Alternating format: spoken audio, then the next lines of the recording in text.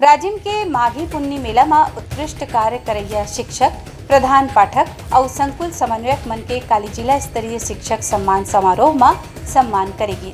काली प्रयाग नगरी राजिम में जिला स्तरीय शिक्षक सम्मान समारोह के आयोजन करेगी, जिनमें राजिम माघी पुन्नी मेला में उत्कृष्ट कार्य करैया शिक्षक, प्रधान पाठक और संकुल समन्वयक मन के सम्मान करेगी।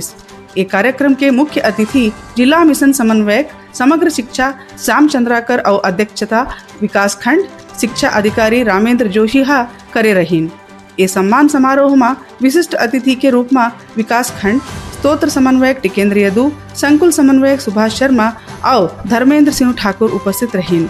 यही कार्यक्रम में राजिम माघी पुन्नी मेला में उत्कृष्ट कार्य करैया देवभोग, मैनपुर, छुरा, गरियाबंद और फिंगेश्वर के शिक्षक मनला घलो प्रशस्ति पत्र भेंट करके सम्मान करेगी। ब्यूरो रिपोर्ट, उत्लंघा न्यूज।